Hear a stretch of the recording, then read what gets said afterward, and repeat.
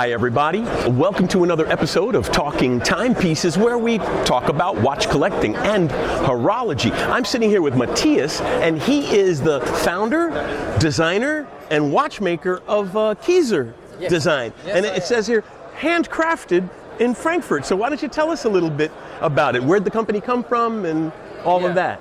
That's right. I started 6 years ago to make watches just as a hobby, basically. I wanted to make the perfect watch for myself. And as I'm an engineer, I had basically the tool set that I needed to make a watch. So I'm guessing not electronic engineer, mechanical engineer. Mechanical engineering, yes. I had the education, but I was lacking the tools. So the first step was to set up a workshop and to buy all the necessary tools and machines and equipment. And something that started very small grew into something very big.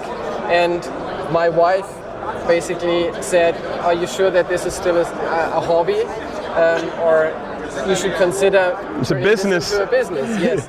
And that's how the company started, basically. I was very fascinated by the world of insects, by bionics, so transferring solutions for technical problems from the animal world into, or from nature into the technical world. And that's what I applied in my watches, basically. Now these are very interesting pieces. The cases are like skeletonized. Yes. And I heard you say something about titanium 3D printing. Yes, that is true.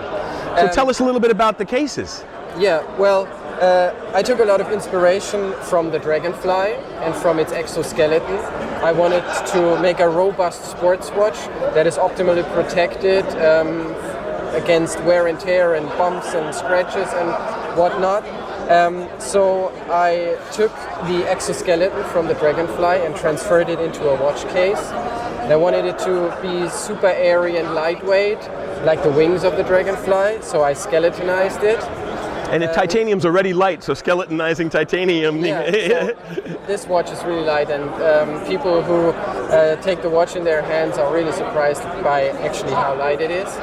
And that's how the skeletonized case came into being. And the thing is, I manufacture all the titanium parts that you can see here in my own work. So you do your own 3D printing on the titanium? No, I don't do the 3D printing, but I do all the machining, engraving, I print dials, I mill indexes, I loom them, polish them.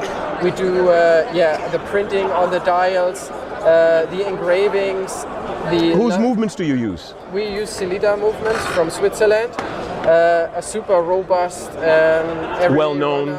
You have no problem finding somebody who no surprises. And you can, you can be violent with them. You can be really violent with the watch. That is true. But they look really striking. I like that you have this interesting mix of faces and colors and designs. That's very nice, because you could simply say, well, we've got these cool cases and that's why we're special, but you also have these attractive dials as well. So I think that's a very interesting thing to bring up as well. I mean, the titanium has this wonderful property of being able to anodize, or you can anodize the titanium dials, and that's what gives you these super vibrant colors. They are vibrant. Yeah. And we also do the anodization process in-house. Oh, you do in-house anodization. Yes. So these are titanium faces that you've anodized yourself? Yes. Those are milled from a sheet of titanium. They are milled, they are anodized, they are finished, they are printed, in-house, assembled in-house, same as hands, cases, whatnot. The only thing that I put in there is the movement, and that's a high-end Swiss watch. Well, and considering how little small brands, microbrands, how little they do of their own. A lot of it is a lot of design ideas, which is nothing wrong with that. No, absolutely. But the fact that you have the design idea and you're carrying it out yourself, I think that's important. Yeah, that's because I didn't want to just design a watch. I really wanted to make it. I wanted to make it with my own hands, and it makes me really proud to be able to manufacture. And it's nice to see a young man in the watch, making business with a company level endeavor because we want to see more young people. Yes. You know, I mean, some people would say you're an older guy, but from my position, you're a young guy. You know. Thank you very much. Yeah. No, it's a lot of fun. And you mentioned 3D printing, titanium 3D printing. We used to make these cases from 2 separate parts, or the exoskeleton from 2 separate parts. But that was actually not what I intended right from the beginning. I always wanted the exoskeleton to be just one integrated piece, just to be as rigid as possible. And it was simply not possible to mill or machine these cases in that complexity.